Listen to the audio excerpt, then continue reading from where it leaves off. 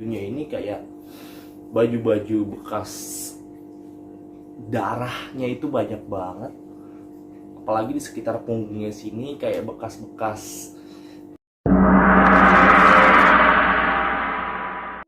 Oke Sobat Camat, balik lagi bareng gue Fatur. Sebelum kalian nonton video ini, gak ada salahnya kalian klik tombol like, comment, subscribe, dan share sebanyak-banyaknya ke teman-teman kalian.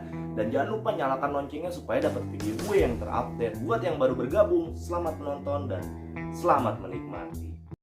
Oke Sobat Camat, kali ini gue mau mengangkat ceritanya dari Mbak Yunita, dari channelnya ini nih. Kalian nanti mampir-mampir ya ke channelnya. Jangan lupa like, comment, subscribe channelnya dan share ke teman-teman kalian. Karena Mbak Yunita ini ngasih gue sebuah kisah yang memang bener-bener creepy banget men. Bener-bener creepy banget. Dan wah gila sih, gue ngedengernya aja awal-awalnya tuh kayak anjir, ini serem banget gitu loh. Oke men, langsung aja, ini dia ceritanya. Kejadian ini dialami pada saat saya masih duduk di bangku SMA. Jadi saya mempunyai rumah yang memang rumahnya ini benar-benar di depan itu berhadapan dengan sawah dan beberapa pepohonan yang mungkin enak untuk dipandangnya juga. Namun di balik itu semua, lingkungan saya ini mempunyai sebuah cerita yang memang gak bisa saya lupakan pada saat ini. Jadi pada suatu hari ketika saya ingin masuk rumah, saya mendengar suatu tangisan yang dimana tangisan itu bukan tangisan yang menakutkan, bukan tangisan yang menyeramkan, namun tangisan yang saya dengar kali ini adalah tangisan yang memang bersifatnya sedih dan penuh rasa sakit. Awalnya saya nggak menghiraukan, pada akhirnya kehidupan saya merasa terganggu pada saat itu. Hari pertama, hari kedua, bahkan sampai hari ketujuh, saya sudah mulai benar-benar merasa terganggu, merasa resah, merasa nggak nyaman lagi hidup saya. Dan di suatu momen ketika saya benar-benar nggak sengaja, saya berpas-pasan dengan sosok ini. Jadi ketika saya benar-benar berpas-pasan dengan sosok ini, saya dan dia sama-sama saling menatap.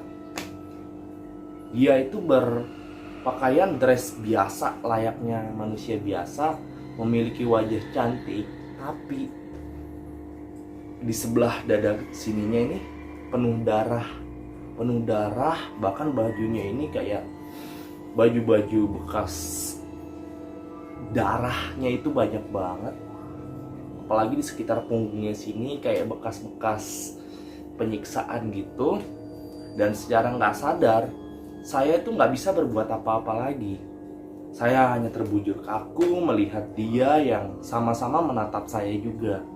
Dan ketika cukup lama saya dengan dia berpas-pasan, saya terbawa ke suasana yang mungkin bisa dibilang dengan saya pergi ke masa lalu dengan dimensi lain.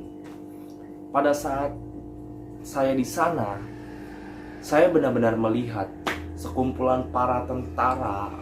Entah itu tentaranya tentara dari negara apa, saya nggak tahu.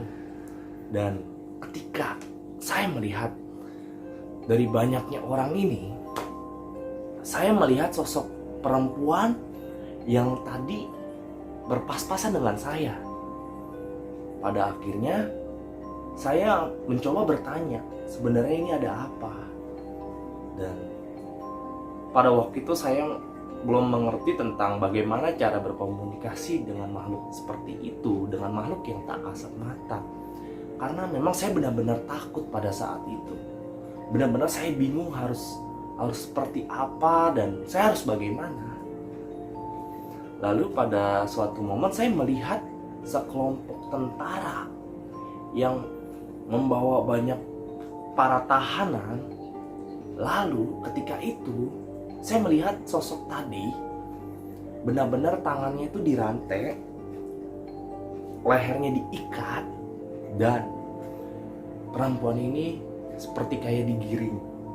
Benar-benar kayak digiring masuk ke sebuah ruang tahanan yang dimana di tahanan tersebut, di ruang tahanan tersebut, perempuan ini benar-benar mengalami penyiksaan, mulai dari kekerasan fisik bahkan sampai mengalami pelecehan seksual. Lalu setelah itu terjadi, saya benar-benar tidak bisa apa-apa dan saya hanya bisa terdiam. Badan saya kaku, nggak bisa gerak sama sekali. Rasanya saya ingin lari dari situ. Rasanya saya ingin bilang kepada para tentara itu, saya ingin bilang bahwa jangan, tapi saya tidak bisa melakukan apapun karena di situ saya memang benar-benar diperlihatkan bagaimana dia mati. Lalu perempuan yang tadi itu mengalami penyiksaan, mulai dari dia dipecut, dipukul, dan kekerasan lainnya yang dia alami pada saat itu. Dan terakhir mengalami pelecehan seksual yang entah dia memang sampai hamil atau enggak. Yang pasti dia ini mengalami kekerasan yang sangat dalam sehingga menyebabkan perempuan ini sampai meninggal. Dan ketika meninggal, perempuan ini sangat tidak tenang arwahnya. Lalu saya di situ bingung.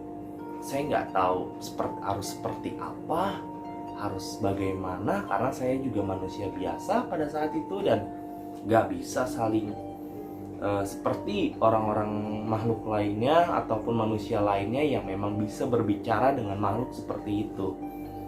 Lalu kembali saya dihadapkan lagi dengan perempuan yang tadi. Lalu dia seperti mengisyaratkan meminta bantuan kepada saya. Namun saya bilang, saya ini nggak bisa apa-apa, saya nggak bisa menolong kamu, saya nggak bisa bersikap seperti manusia umumnya yang memang mengerti di bidang spiritual. Lalu saya bilang ke dia, saya hanya bisa mendoakan kamu supaya kamu bisa dapat kehidupan yang lebih tenang, yang lebih layak, yang lebih damai, dan tidak menyisakan suatu dendam dan kesedihan apapun itu. Lalu dengan perlahan dia mulai pergi dari pandangan saya. Ketika dia sudah mulai menjauh dan saya akhirnya tersadar dari alam bawah sadar saya yang menelusuri masa lalu yang kelam. Mungkin saya juga nggak tahu ini di zaman apa, di waktu apa, dan kondisinya seperti apa. Yang jelas saya melihat tragedi itu. Lalu di hari pertama, hari kedua setelah kejadian saya melihat masa lalu dari si perempuan ini, akhirnya saya sudah perlahan mulai tidak diganggu lagi dengan suara tangisan yang sangat menyedihkan itu. Dan tangisan ini benar-benar membuat saya tidak pernah lupa. Bahkan seumur hidup saya kejadian ini benar-benar kejadian pertama kali saya mengalami hal-hal yang tidak dimasuk dengan akal logika.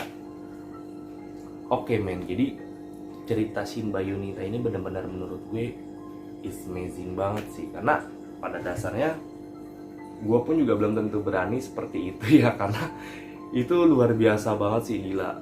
Cukup mengejutkan banget ya ceritanya Mbak Yunita ini bertemu dengan satu sosok yang mungkin sosok ini bisa dinamakan dengan Miss K, dan sampai terbawa ke masa lalu itu tersebut men. Gokil ya. Mungkin kesimpulan kali ini adalah kita tidak pernah lepas dari yang namanya doa. Orang yang masih hidup maupun orang yang sudah tidak hidup di dunia ini selalu membutuhkan sosok ataupun bentuk dari doa itu sendiri men. Karena bagaimanapun senjata manusia hidup dan senjata manusia hidup setelah kehidupan adalah dan bersumber dari doa. Kok bisa pertama manusia hidup yang ada di dunia ini, kita tanpa doa dan kita hanya usaha, kita disebut manusia sombong. Karena kita melupakan yang maha kuasa atas bantuan untuk diri kita sendiri nih. Jujur ya, barusan kamera gue geter nih, gue bisa nyeritain ini. Makanya gue agak sedikit terdiam tadi. Gue juga gak ngerti nih kamera gue bener-bener kayak gitu loh. Oke, gue ngomong agak lama tadi, barusan aja deh. Oke, nggak apa-apa, karena memang sebenarnya syuting kayak gini ataupun gue bercerita apapun itu memang seperti banyak dapat gangguan sih men. Nggak apa-apa lah. Dan kita lanjut lagi nih ke topik doa ya kan. Dan ketika manusia itu berdoa tanpa usaha adalah hal yang sia-sia. Lalu bagaimana dengan manusia yang sudah mati? Manusia yang sudah mati, doa itu ibaratkan uang di kehidupan sana. Kita butuh uang banyak nih untuk hidup, dan harta yang mumpuni, bahkan harta yang mencukupi. Dan bentuk dari harta atau materi kita setelah meninggal adalah dari doa dan amal perbuatan kita selama kita hidup di dunia ini men. Oke, buat Teh Yunita sekali lagi gue mengucapkan banyak-banyak terima kasih karena udah mau ngasih ceritanya dan ngasih izin ke gue untuk ceritanya ini diangkat di channel gue. Semoga kalian juga yang nonton video ini bisa mengambil hikmah dan sisi positif dari apa yang gue ceritakan ini men. Oke men, sebelum gue akhiri video gue, tetap jaga kesehatan untuk kalian semua yang di luar sana. Dan buat yang sedang mengalami masa isolasi kayak gue ini, tetap semangat men, tetap semangat, jangan stres.